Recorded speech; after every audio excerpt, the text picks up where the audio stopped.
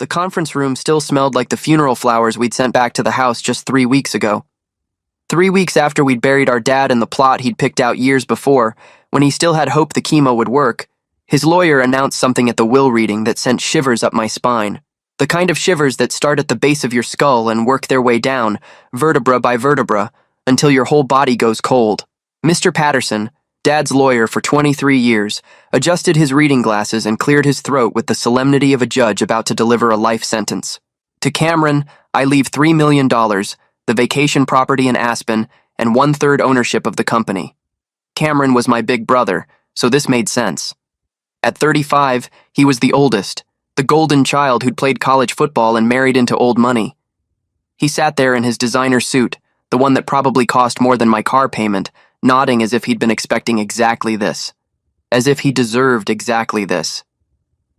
To Juliana, I leave $3 million, the downtown investment properties, and 1/3 ownership of the company. Juliana, my sister, started celebrating by jumping up and down like she'd won the lottery. Her perfectly manicured hands clapped together, her diamond bracelet, the one Dad had given her for her 30th birthday, catching the afternoon light streaming through the window. She was 33, always the dramatic one, always the one who knew how to make Dad laugh even when the medical bills were piling up on his desk.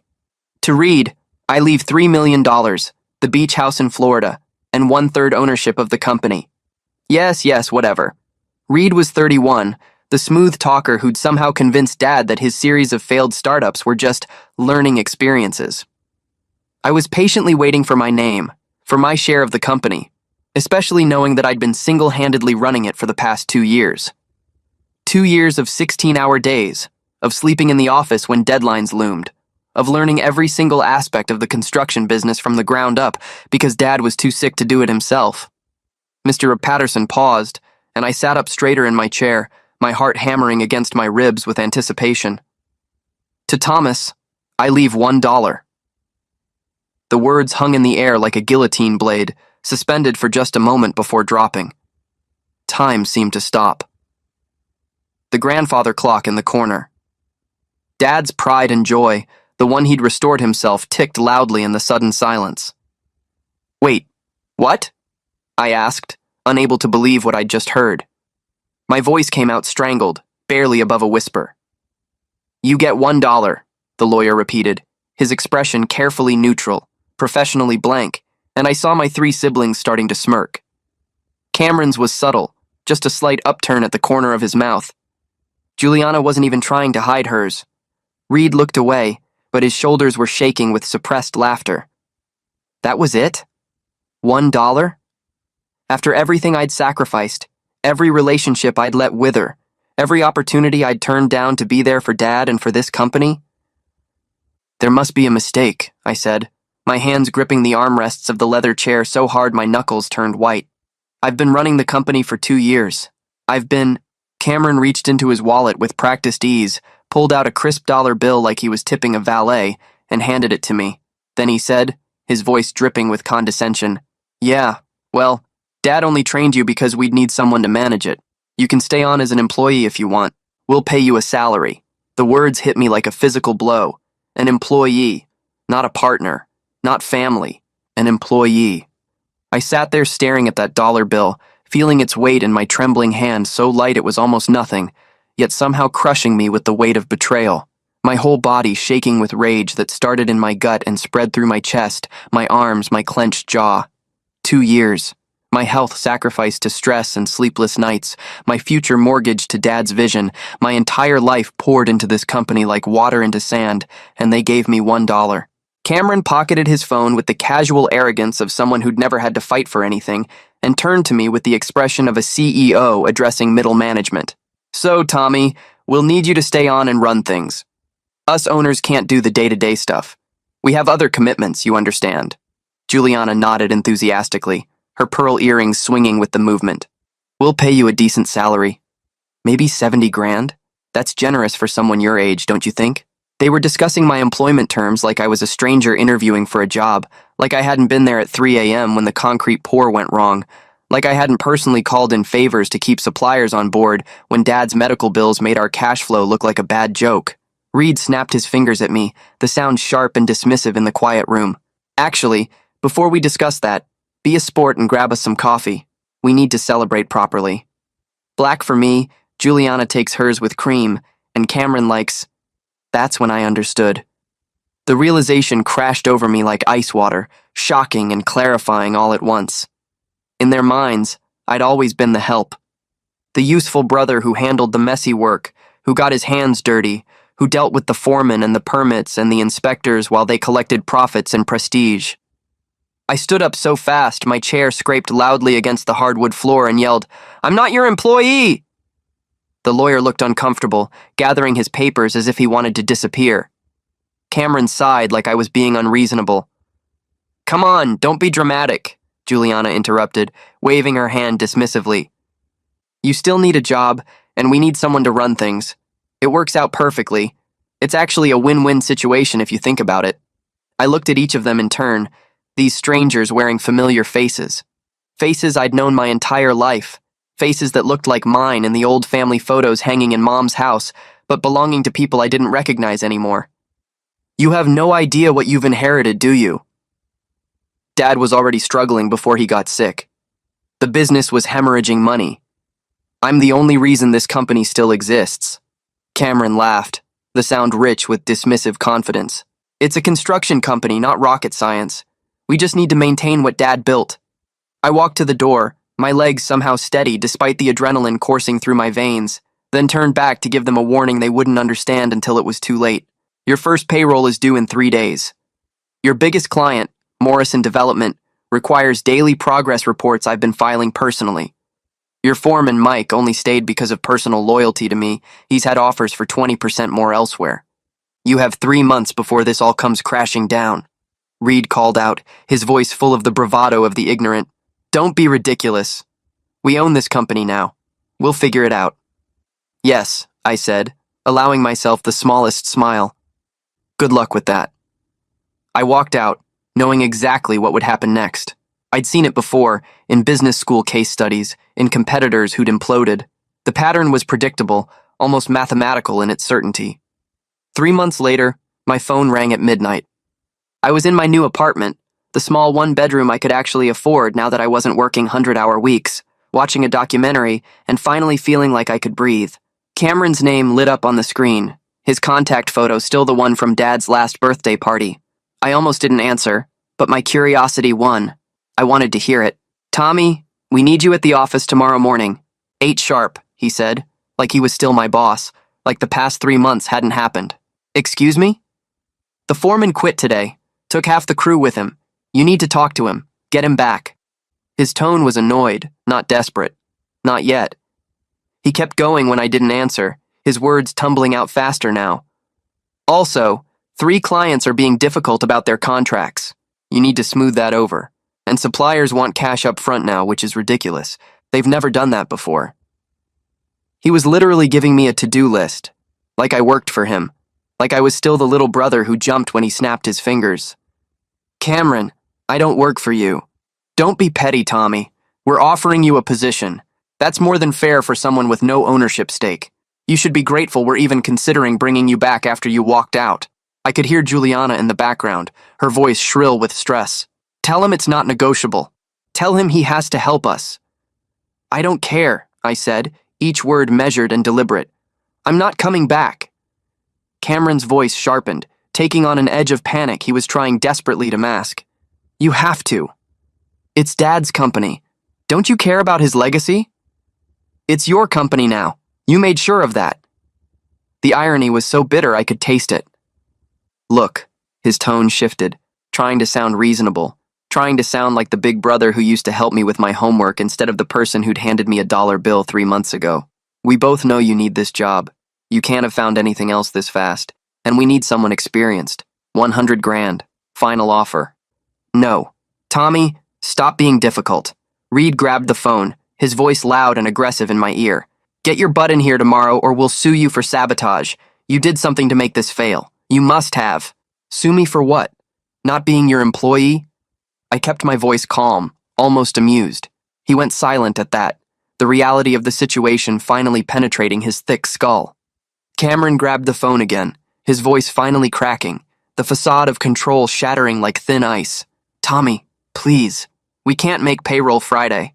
The bank's calling in loans. They're talking about foreclosure on the office building. Now the panic was finally creeping in, real and raw and desperate. We were wrong, okay?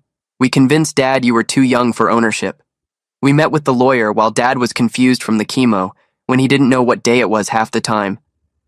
So this was the real truth, finally spilling out like poison from a wound. They had manipulated the will to cut me out, had whispered in Dad's ear when he was at his weakest, not expecting it would all blow up in their faces.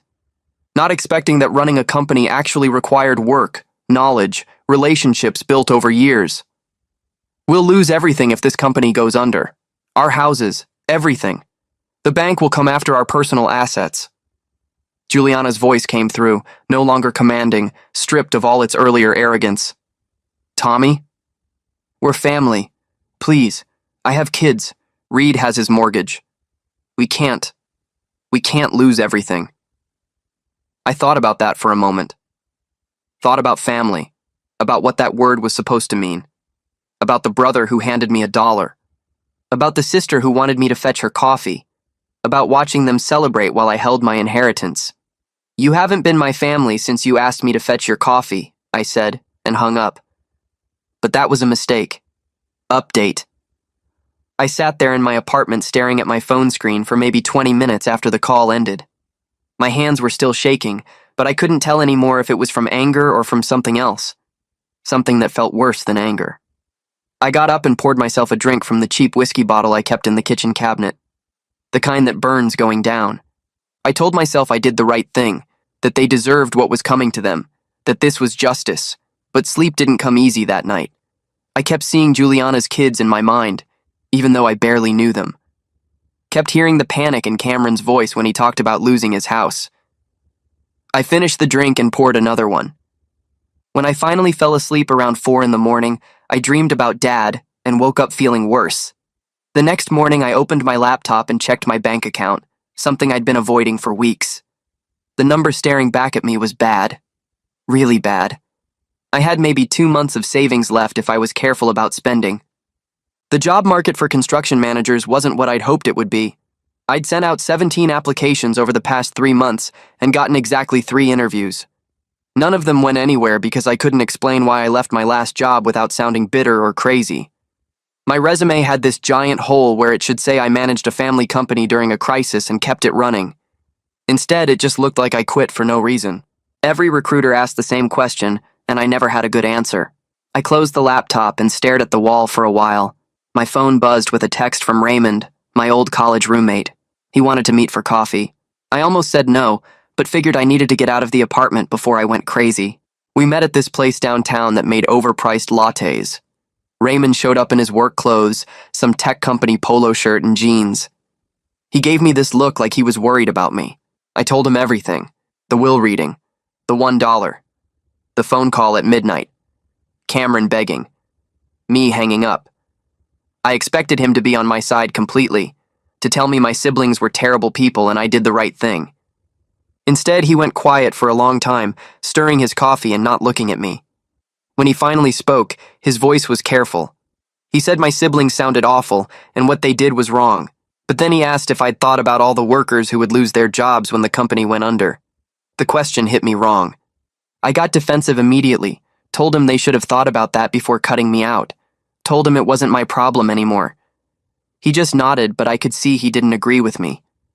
The question stuck with me after we left, rolling around in my head like a rock in my shoe. A week after I hung up on Cameron, I saw an article in the local business section about the company. The headline talked about suppliers filing liens and possible bankruptcy.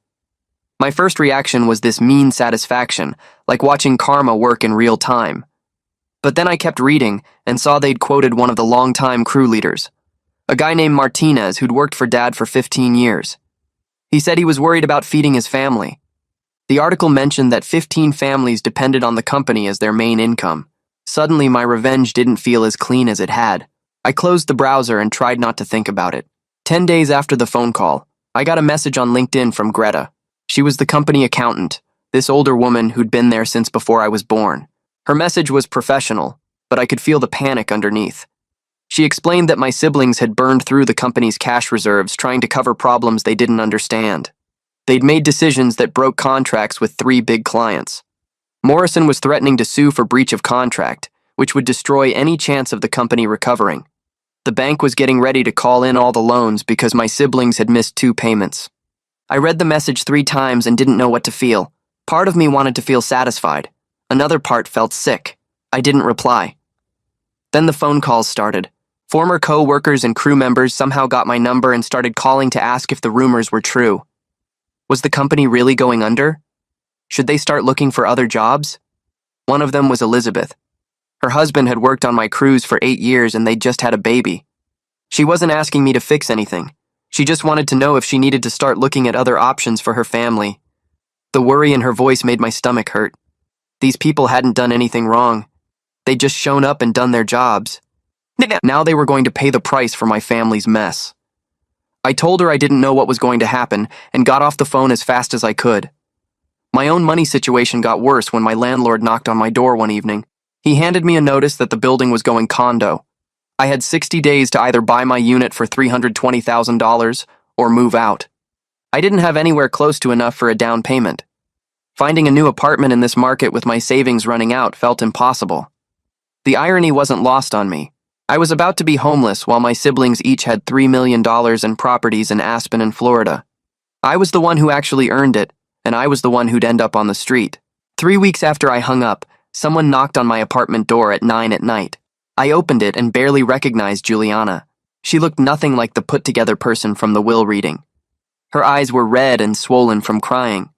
Her expensive clothes were wrinkled like she'd been wearing them for days. She'd lost weight in a way that didn't look healthy. She stood there in my doorway and started talking fast. Reed's wife had left him because their assets were about to be taken by the bank. Cameron's in-laws were threatening to cut them off completely because he'd destroyed his reputation in the business world. She didn't ask me to come back. She just stood there crying and telling me how bad everything had gotten. I let her talk for a few minutes and then closed the door. I felt awful, but I didn't know what else to do. Against my better judgment, I started digging into what actually happened during Dad's last months. I called his hospice nurses and got copies of medical records I could access. What I found made me feel worse instead of better. Dad had been on heavy pain medication that messed with his thinking for the last 6 weeks. There were notes in his chart about family meetings with the lawyer that happened during his worst times. Times when the nurses had written that he was confused and didn't know what day it was. The manipulation was even more planned out than I'd thought. But it also meant Dad might not have really understood what he was signing.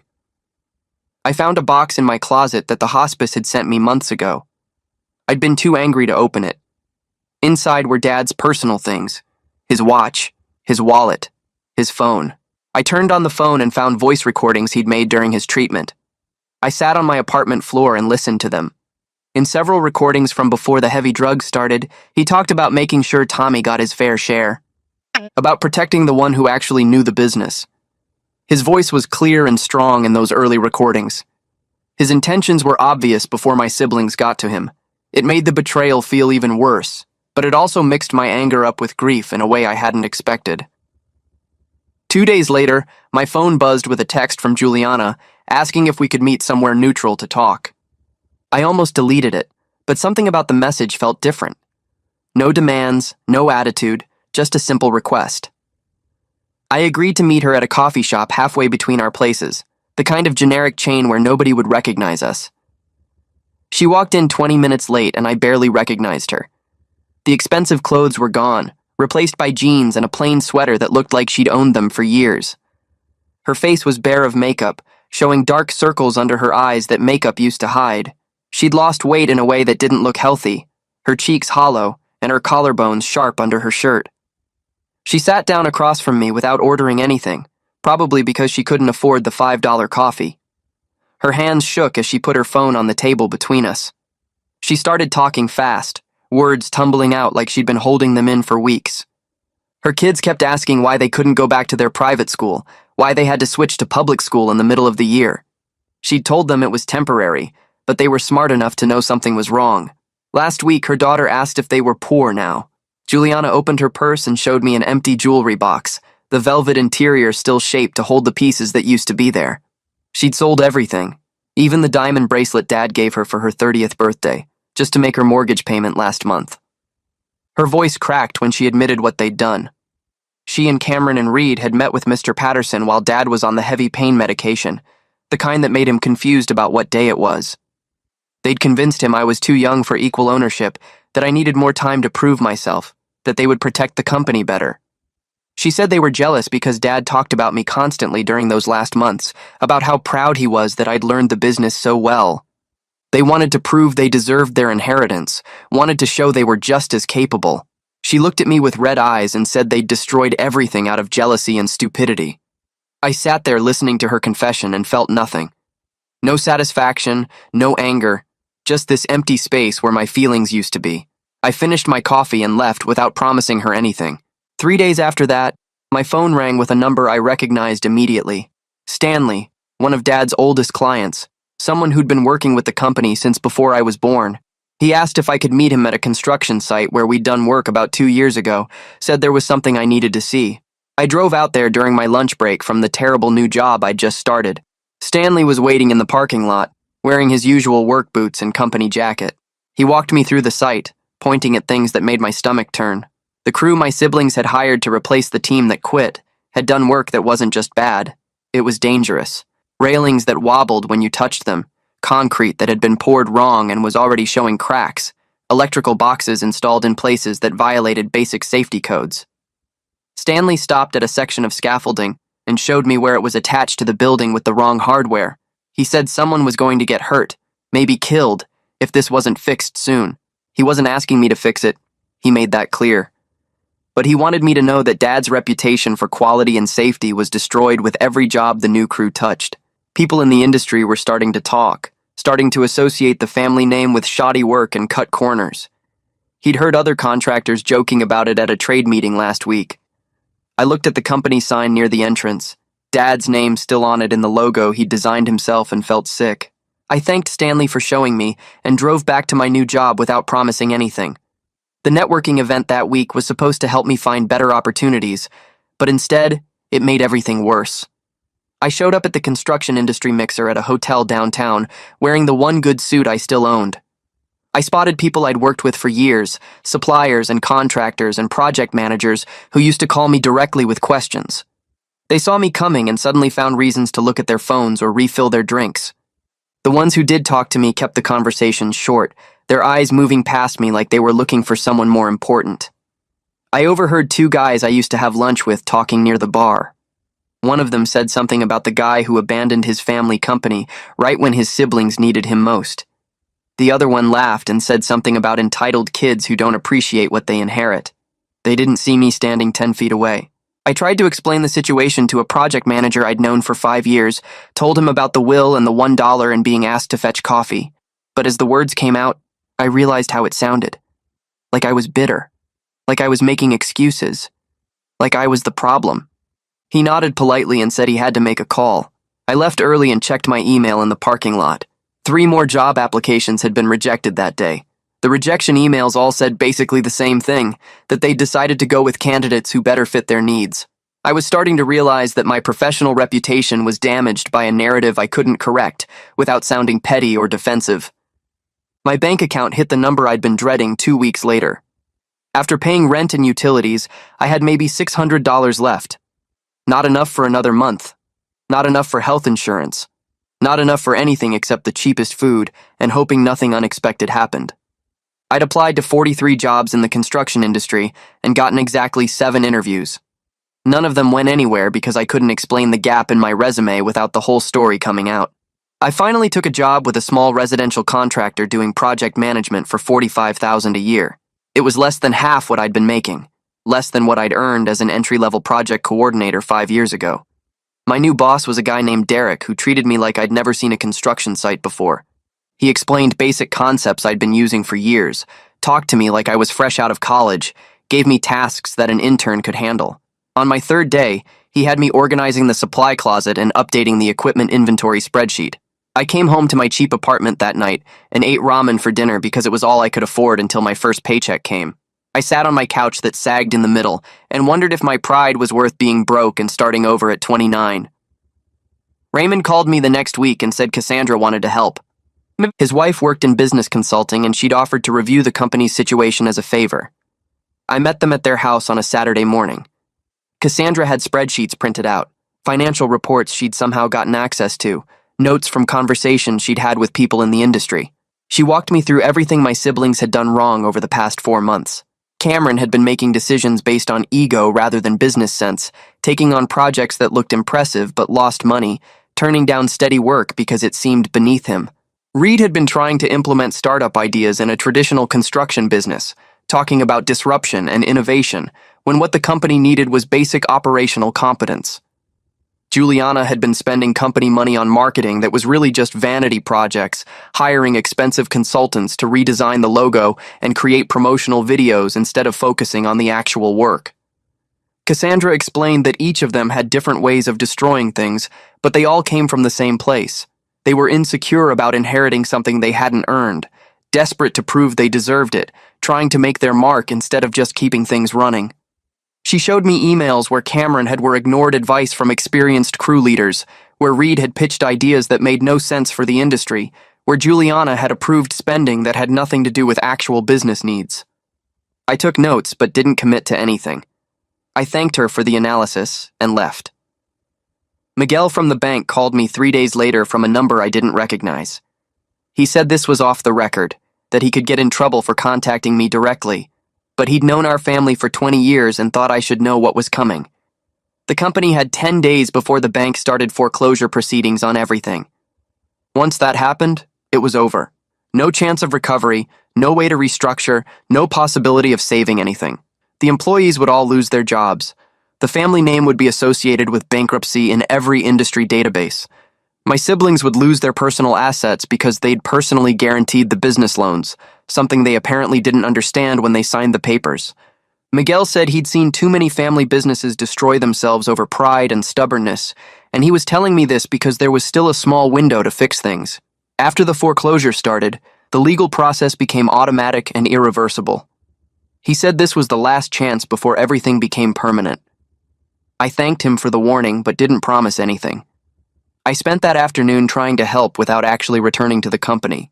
I found the contact information for a turnaround consultant I'd known from business school, someone who specialized in saving failing businesses. I sent him an email introducing him to my siblings, explaining the situation in general terms, suggesting he might be able to help. He called me back 2 days later after meeting with Cameron, Reed, and Juliana. The conversation lasted less than 5 minutes.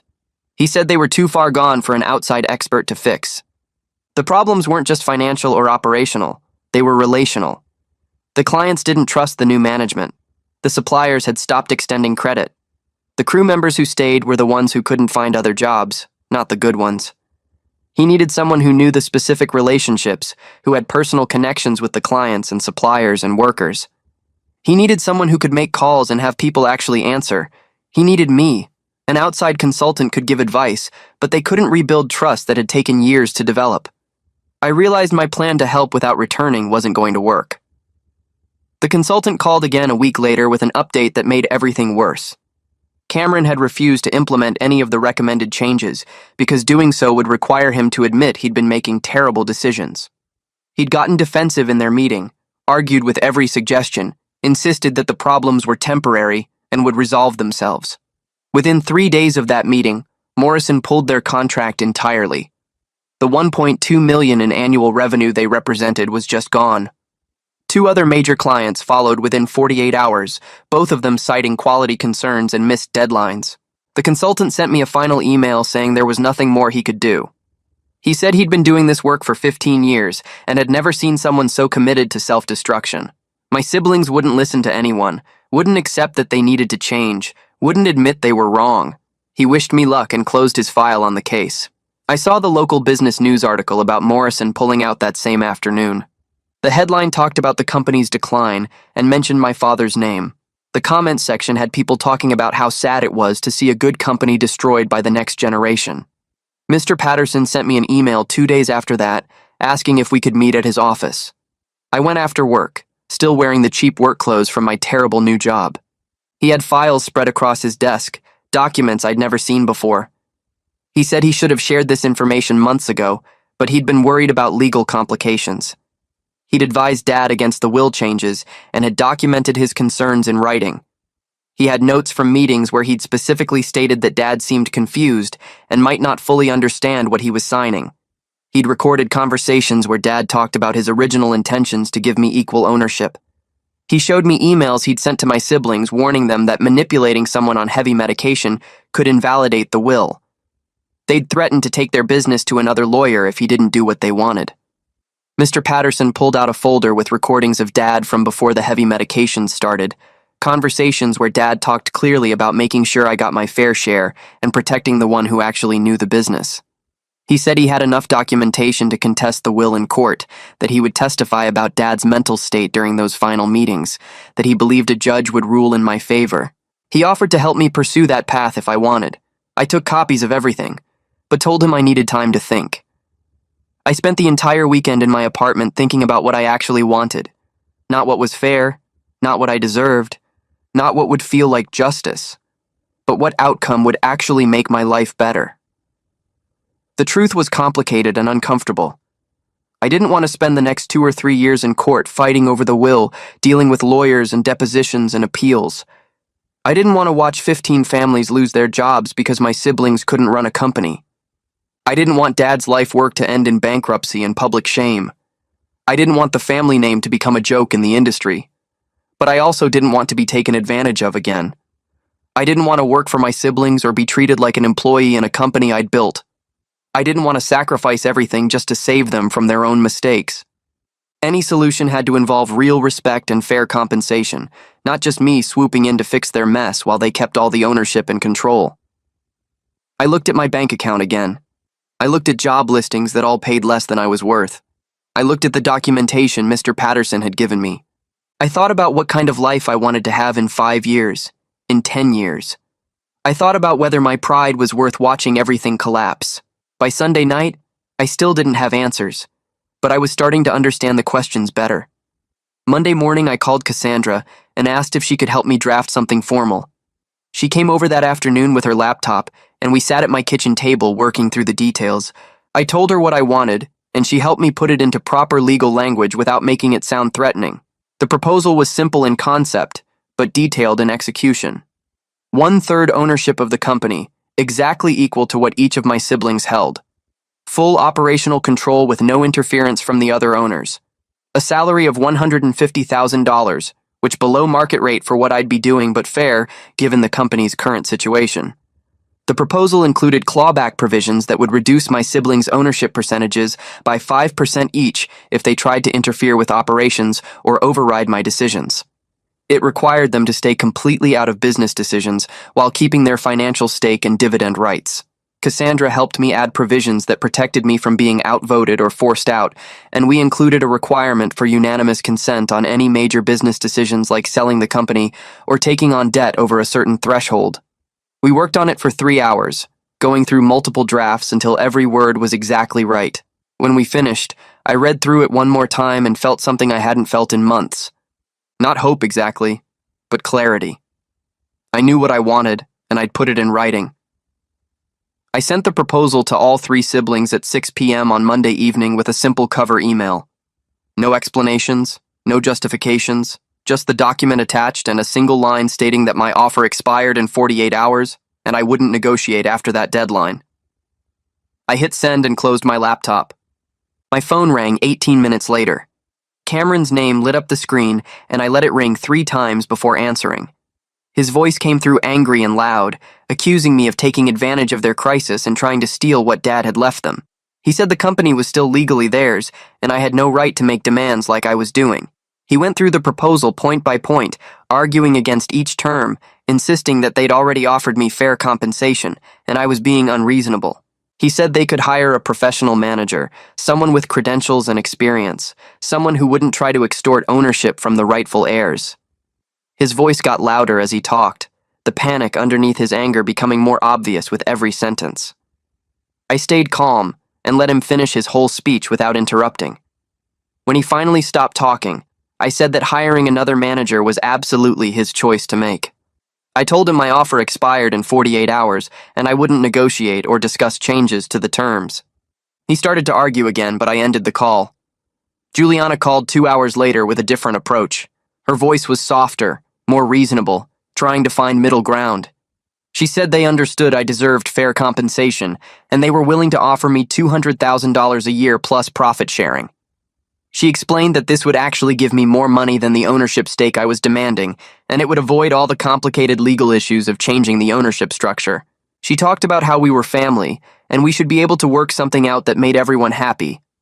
I let her make her pitch, and then told her I wasn't interested in being their employee, no matter how much they paid me. I explained again that I wanted to be an equal partner with real authority, not a subordinate who could be fired or overruled whenever they felt like it. She tried to negotiate further, but I repeated that my offer expired in 48 hours and hung up. Reed called the next morning, and his approach was different from both of them. He tried to sound like he was on my side, like he understood where I was coming from, like he wanted to help me get what I deserved. He suggested making me a junior partner with 15% ownership, which he said was generous considering I'd walked out and left them to deal with everything. He talked about compromise and being reasonable, about how rigid positions never led to good outcomes. He said 15% was real ownership, real stake in the company, and combined with a good salary, it would make me one of the highest paid construction managers in the state.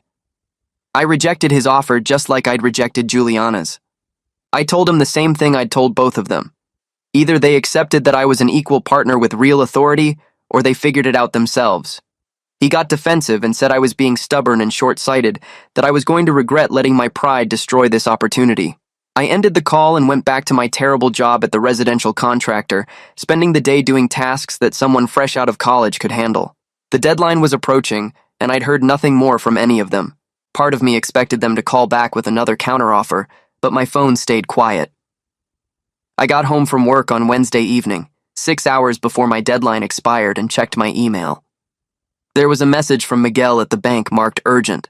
He'd sent it to all four of us. The bank had officially begun foreclosure proceedings on the company properties due to missed payments and breach of loan covenants. They were exercising their right to seize assets, and they'd be taking possession of the office building, the equipment yard, and all company vehicles within 30 days, unless the outstanding balance was paid in full. I opened another email, this one from a law firm I didn't recognize. Morrison had filed a lawsuit for breach of contract seeking damages of $1.8 million plus legal fees. They were claiming that the company's failure to meet deadlines and quality standards had caused significant financial harm to their development projects. The lawsuit named the company and all three owners personally. My phone buzzed with a text from Juliana, and all it said was that their lawyers had told them they were about to lose everything, including their personal assets, because they'd personally guaranteed the business loans. She said Cameron's father-in-law had called him an hour ago and told him he was cutting them off entirely, that he wouldn't help them anymore because Cameron had proven he couldn't be trusted with responsibility. She didn't ask me to reconsider. She just sent me the information like she needed me to know how bad it had gotten. I sat in my apartment reading these messages and understood that the choice my siblings faced wasn't the one they'd been pretending it was. It wasn't between keeping control or sharing it with me. It wasn't between being generous or being fair. It was between sharing control with me or losing absolutely everything they had. I made dinner and ate it slowly, watching the clock move toward 11 p.m. when my deadline would expire.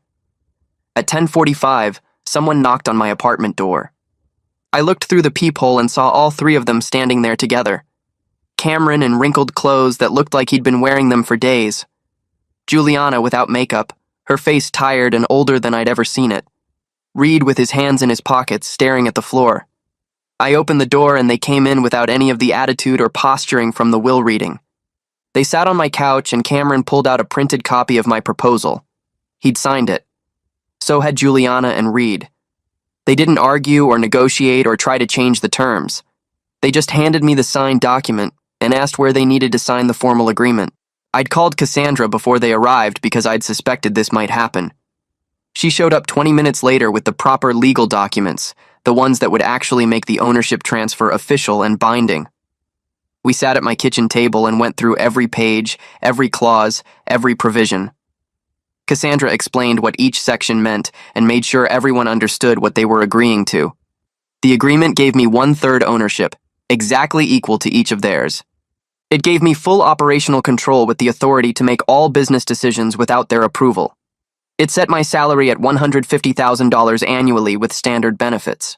It included the clawback provisions that would reduce their ownership if they interfered with operations. It protected me from being outvoted or forced out through various legal mechanisms Cassandra had built in. It required unanimous consent for major decisions like selling the company, taking on significant debt, or changing the ownership structure. We signed everything at 1:30 in the morning. Cassandra witnessed and notarized the signatures. My siblings left without saying much beyond agreeing to meet at the office on Monday morning. I returned to the company office on Monday at 7 a.m., an hour before the official start time. The parking lot was empty except for a few cars belonging to the early crew. I walked through the front door, and the receptionist looked up from her computer. Her eyes got wide and then filled with tears. She didn't say anything, just nodded at me with this expression of relief so strong it made my chest tight. I went to my old office and found it exactly as I'd left it 4 months ago. Someone had been keeping it clean, dusting the desk and watering the plant on the windowsill. I sat down in my chair and started going through the files on the computer, looking at what had happened in my absence. Within an hour, my phone rang. Mike's name showed on the screen. I answered, and he said he'd heard I was back. He asked if it was true, if I was really in charge again, and when I confirmed it, he said he was coming back and bringing most of the crew with him. He said he'd call them all personally and have them on site by the end of the week. I spent that first day just making lists. Everything that needed immediate attention, everything that had been damaged or destroyed, every relationship that needed rebuilding. It was worse than I'd thought. The financial records showed decisions that made no sense, contracts that had been handled wrong, payments that had been missed or made to the wrong vendors. But it wasn't unfixable. It was just going to take time and work. The first 2 weeks back were worse than anything I'd experienced before. I was working 16-hour days again, sometimes 18, coming in before dawn and leaving after dark. I personally called every major client we had and explained the transition. I didn't make excuses or blame my siblings. I just told them there had been management issues that were now resolved, and I was back in full operational control. Some of them were skeptical. Some of them were angry about the problems they'd experienced, but most of them were willing to give us another chance because they'd worked with me before and trusted that I could fix things. Morrison was the hardest call. Their project manager listened to my explanation and said they'd already filed the lawsuit and weren't interested in continuing the relationship. I asked for one meeting, just 30 minutes to present a recovery plan. He agreed reluctantly. I spent 2 days preparing a detailed proposal showing exactly how we'd get their projects back on track, complete with timelines, quality assurance measures, and penalty clauses if we failed to meet the commitments. They agreed to a probationary reinstatement of the contract with strict oversight and monthly reviews. One mistake, and we were done. I called Miguel at the bank next and laid out a 90-day cash flow projection showing how we'd catch up on the missed payments. I explained the ownership change and showed him the signed agreements proving I had full operational control. He said he'd recommend pausing the foreclosure for 90 days while we demonstrated improved performance, but the clock was ticking and there was no room for error. I negotiated with suppliers who'd stopped extending credit, convincing some of them to give us net 30 terms again by personally guaranteeing payment. My siblings stayed completely out of my way during those 2 weeks. They didn't come to the office, they didn't call asking questions, they did exactly what the agreement required, which was nothing. 1 month after I returned, I was meeting with a client at a job site on the north side of town. We were walking through the construction area discussing timeline adjustments when I saw Cameron's car pull into the lot. He got out and walked over to us. I tensed up, expecting him to try to take over the meeting or undermine me somehow. Instead, he waited until the client and I finished our conversation. After the client left, Cameron asked if there was anything he could do to help. The question surprised me enough that I didn't answer right away. He said he knew he didn't understand the business like I did, but he wanted to contribute something if there was a way he could be useful. I thought about it and gave him a simple task. I asked him to review and approve the vendor invoices that came in each week, checking them against our purchase orders to make sure we weren't being overcharged or billed for things we didn't order. It was basic work, something that required attention to detail, but not construction expertise. He said he'd do it and left. The next week I checked the invoices he'd reviewed, and he'd done it correctly. He'd caught 2 billing errors I might have missed. It was a small thing, barely worth mentioning, but it was the first time he'd ever acknowledged that I knew more than he did about something. The first sign that he might actually respect the boundaries we'd set and the authority I held. By the end of the third month, the company had stabilized. We were making payroll consistently without scrambling for cash. Clients were renewing their contracts and some were even giving us new projects. The bank had agreed to restructure the loans on better terms now that we'd demonstrated 3 months of improved cash flow and on-time payments. We weren't back to where we were before Dad got sick. We probably never would be. The company had lost some of its best people during those months of chaos, and some clients had moved on to competitors they trusted more. But we were profitable and sustainable, which was more than I'd hoped for when I first came back. The company culture had changed, though. There was less of the family atmosphere Dad had built, the casual environment where everyone knew each other's kids' names and people hung around after work to talk. Now it felt more professional, more distant. People did their jobs well, but there was a wariness that came from everyone knowing how close we'd come to collapse. They'd seen what happened when the wrong people were in charge, and they weren't going to forget it. My relationship with my siblings settled into something that worked even though it wasn't warm. We had monthly ownership meetings where I presented financial reports and operational updates. They asked questions about the numbers and the business direction, but they didn't challenge my decisions anymore. They'd learned that lesson the hard way. Juliana's kids were back in private school because the company was paying dividends again, small ones but consistent. She sent me a thank you text after the first dividend check arrived, but we didn't talk beyond that. Reed had started a new venture with his own money, some kind of app development project that he was funding himself this time instead of asking others to invest. Cameron had backed off entirely after his marriage survived the financial crisis. His wife had apparently given him an ultimatum, and he'd chosen to focus on his family instead of trying to prove himself in business. We weren't close. We didn't have dinners together or call each other just to talk. But we were functional, and that was more than I'd expected. The agreements we'd signed created clear boundaries that everyone understood and followed. They got their dividend checks, and I ran the company. It wasn't the family Dad had hoped we'd be, but it was stable, and it worked. Sometimes late at night, I pull up Dad's old voice recordings on my phone and listen to him talk about building something that lasts. His voice sounds strong in those early recordings, before the heavy medication started, and he talks about creating a company that would take care of people for generations.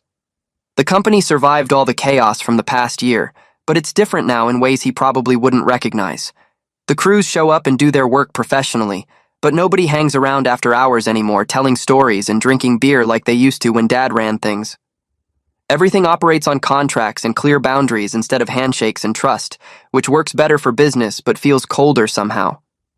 I learned that you can't make family value you just because you want them to, but you can demand respect through actions and results.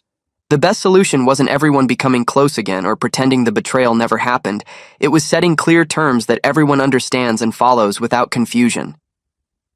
6 months after I came back to fix everything, I'm sitting in my new apartment reviewing the quarterly reports on my laptop. This place cost twice what my old apartment did, with actual space and windows that let in real sunlight, and I can afford it now because the company pays me what I'm actually worth. The numbers on the screen show solid growth across all our projects, with profit margins better than they've been in 3 years. My siblings each got their dividend checks this month and nobody called me to complain or ask questions, which means they're finally learning to stay out of operations like the agreement requires. The employees all got raises last week, real ones that reflect the company's improved financial position, and I got thank you messages from people who'd been wondering if their jobs were secure. My phone buzzes with a call from a number I don't recognize, and when I answer, it's a project manager from a major development company asking if we'd be interested in bidding on a significant commercial project downtown. The company is going to be fine because we have steady clients and good people doing quality work. I'm going to be fine because I built something sustainable on my own terms, with boundaries that protect me and compensation that reflects my value. My family will never be what it was before Dad died, probably never be what it was even before he got sick. But I've created something that works and pays the bills and lets me sleep at night. I'm proud of what I accomplished, even though getting here was messier and more complicated than I ever imagined it would be back when I walked out of that will reading holding a $1 bill.